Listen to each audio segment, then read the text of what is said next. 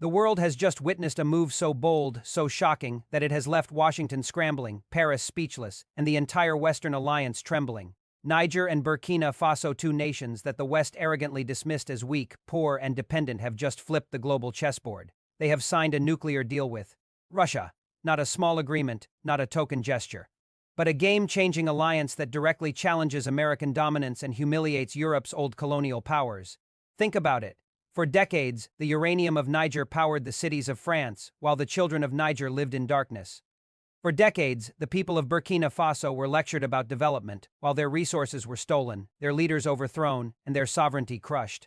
The message was always the same.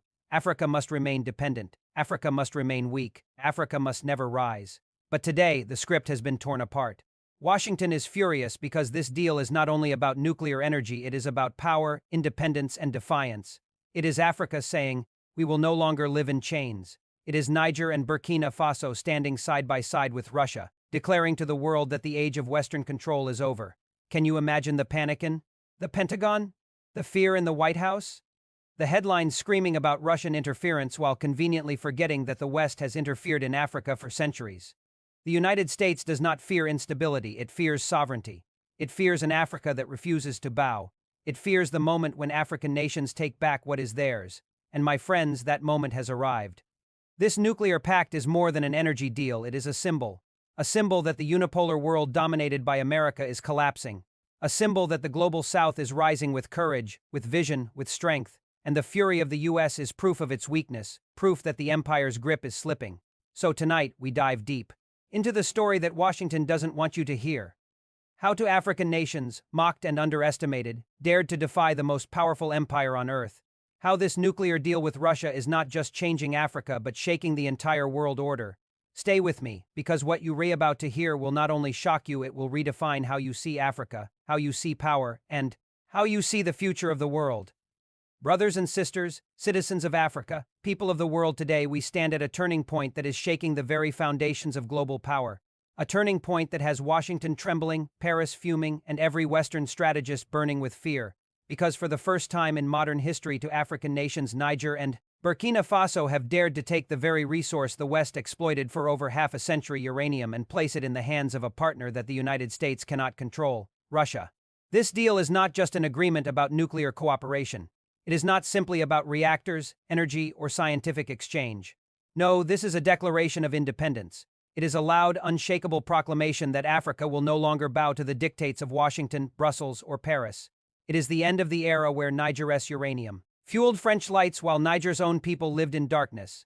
It is the end of Burkina Faso being told that its resources were too strategic to belong to its own people.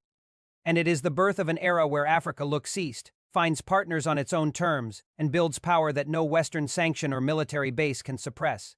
Let us remember history. For decades, Niger was one of the world's top suppliers of uranium, the fuel that powered France's vast nuclear energy industry. 70% of French electricity came from nuclear power, and much of that uranium came straight from Niger's soil. Yet what did Niger receive in return? Exploitation, poverty, a mere trickle of profits, while Paris lived in abundance. French companies like Areva made billions, while the Nigerian people lived without electricity, without infrastructure, without sovereignty, and Burkina Faso, though not as uranium-rich as Niger, its fate was tied to the same colonial chains. Burkina Faso was forced into economic dependency, with its resources siphoned off for Western benefit. The West ensured that these two nations, strategically rich and geographically central, would never control their own destinies.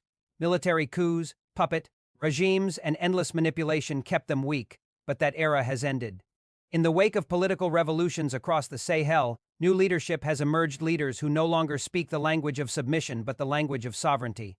In Niamey and Ouagadougou, the message is the same. Africa belongs to Africans. Our resources will no longer be exported at gunpoint. Our destiny will no longer be written in Paris or Washington. And in this new chapter, it is Russia, not the United States, that stands as a willing partner. This nuclear deal is sending shockwaves across the Western world. The US government is furious. Why? Because nuclear energy is not just about electricity, it is about power. It is about independence. It is about breaking the dependency the West has carefully constructed for decades. For too long, the West ensured that Africa remained a supplier of raw materials but never the master of technology. They wanted Niger to dig uranium but never to refine it. They wanted Burkina Faso to export raw resources but never to build reactors. They wanted Africa locked in the 19th century while they enjoyed the 21st. But with Russia's partnership, this imbalance has been broken. Moscow is not coming to take uranium and leave scraps.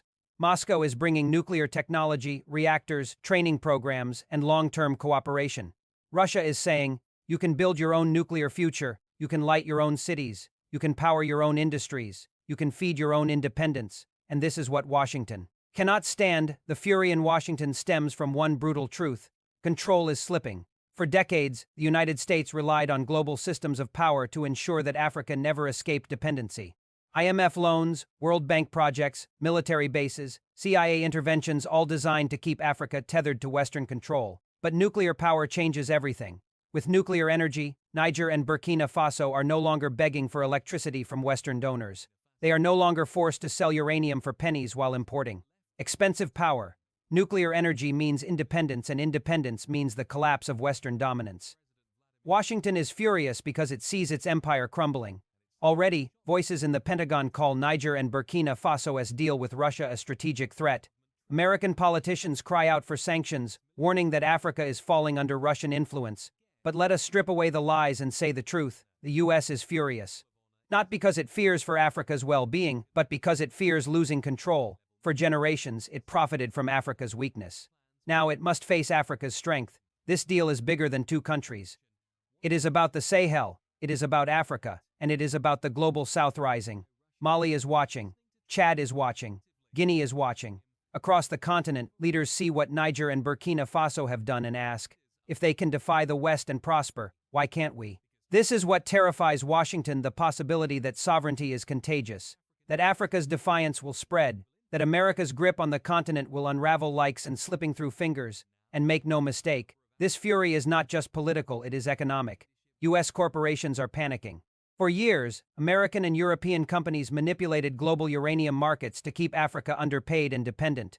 But now, with Russia stepping in, Africa can negotiate fair prices, build local industries, and demand respect. The days of American corporations dictating terms are over.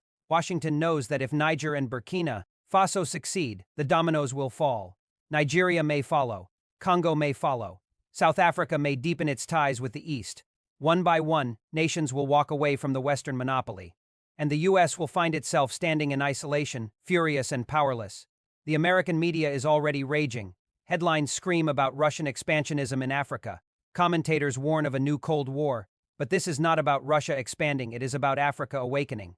It is not about Moscow imposing itself, it is about Niamey and Ouagadougou choosing their own destiny. The fury of the United States reveals more about its fears than about Africa's reality. The U.S. is not angry because Africa is being exploited by someone else, it is angry because Africa is no longer being exploited by them. Let us pause to reflect on the symbolism of this moment. Uranium, once the very resource used to keep Africa chained, is now the resource being used to break the chains. For decades, the West used Africa's uranium to fuel its industries, its militaries, its empires, and Africa was left in the dark. But now, that same uranium will light African homes, power African industries, and defend African sovereignty. What was once a tool of oppression is becoming a weapon of liberation, and that transformation is what the U.S. cannot accept. Niger and Burkina Faso have not just signed a deal with Russia, they have signed a declaration of dignity. They have told the world, we are no longer colonies, we are no longer pawns, we are sovereign nations. And we will decide our future, and the fury of the United States is nothing but the cry of an empire in decline. The people of Niger and Burkina Faso understand this well. In the streets of Niamey and Ouagadougou, there is pride in knowing that for the first time, their uranium will serve their people. Pride in knowing that their leaders are no longer bowing to Western threats. Pride in knowing that history has shifted and Africa is rising. And this pride is contagious. Across Africa, young people are watching, learning, and preparing. They see that the age of Western dominance is over. They see that partnerships built on equality, respect, and sovereignty are possible. And they see that the fury of the U.S. is not a sign of strength but a sign of weakness. This nuclear deal is more than energy, it is freedom. And freedom is something the West cannot give because it has spent centuries taking it away.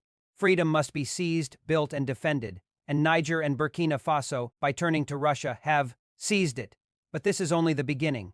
Washington's fury will not fade, it will grow. It will try to destabilize, to threaten, to punish.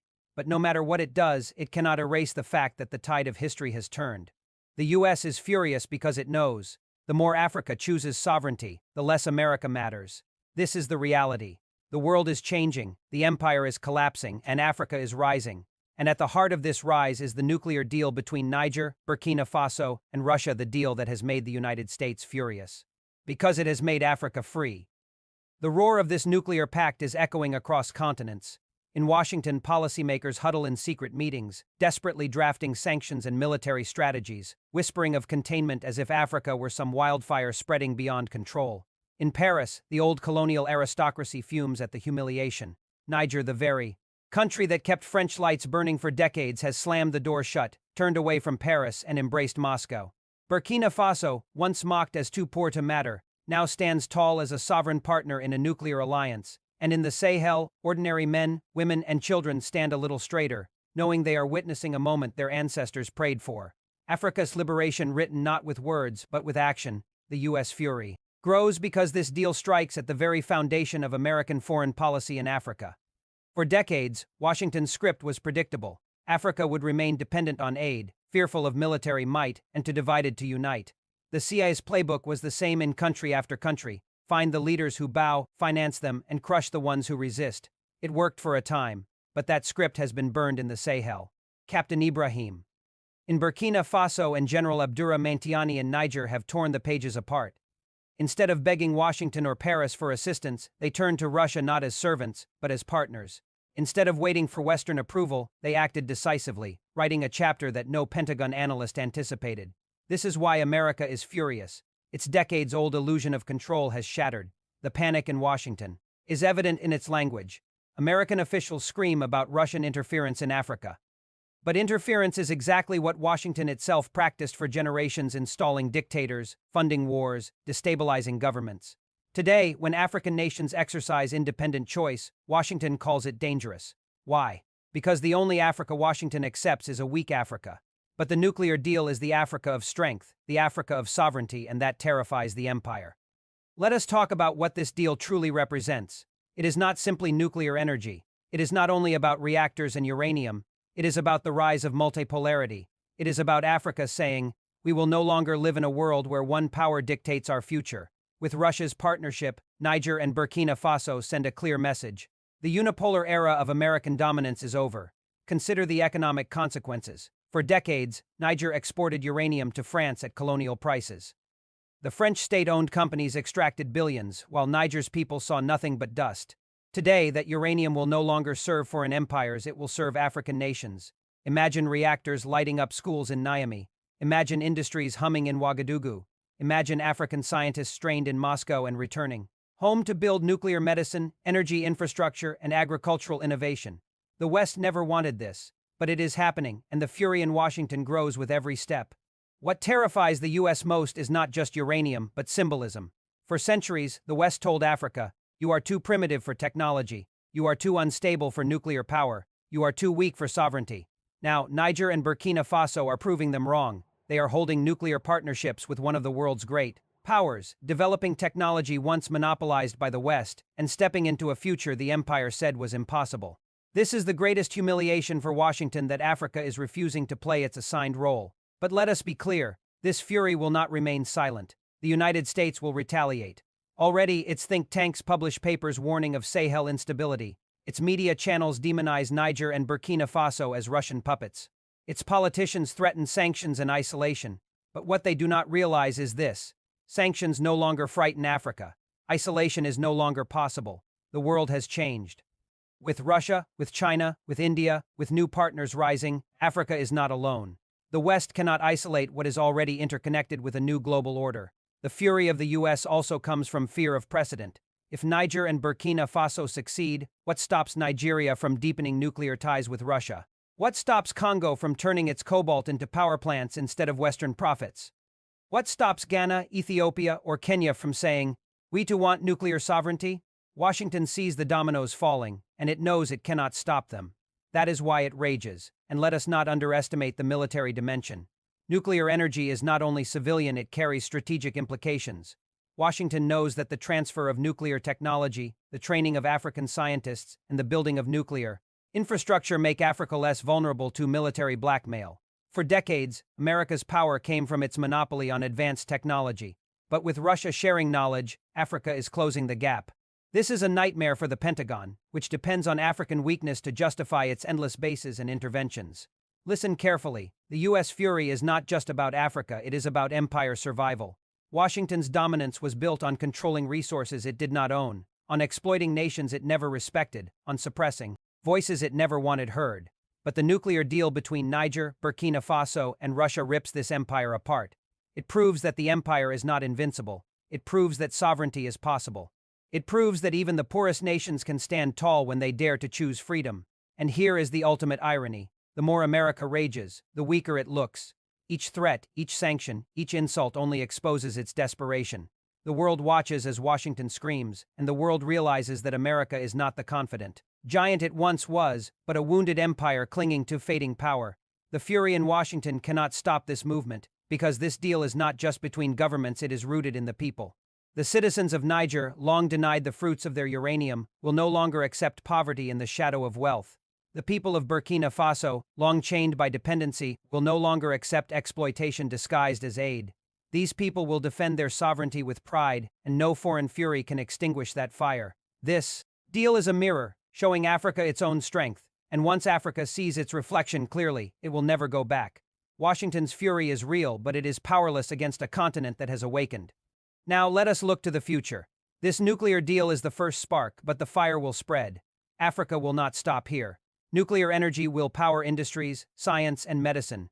New alliances will form, bypassing the IMF, rejecting the World Bank, and ignoring Western threats. The Global South will unite, not under the whip of empire, but under the banner of sovereignty. The United States will rage, but it cannot reverse history. It cannot stop a people who have decided to be free. It cannot chain a continent that has broken its shackles. It cannot erase the courage of leaders who dare to defy. And so, brothers and sisters, let the world hear this truth. The fury of the United States is the music of Africa's victory. Their anger is our triumph. Their panic is our strength. Their downfall is our rise. The nuclear deal between Niger, Burkina Faso, and Russia is not the end, it is the beginning. It is the first stone in the wall of sovereignty. It is the first chapter in the book of independence. It is the dawn of an Africa that is no longer a playground for empires, but a pillar of global power. Let Washington rage. Let Paris fume. Let the empire cry, because nothing will change the truth. Africa has chosen freedom, and no force on earth can turn back the tide. And when the history of this century is written, it will not be America's fury that is remembered, it will be Africa's courage.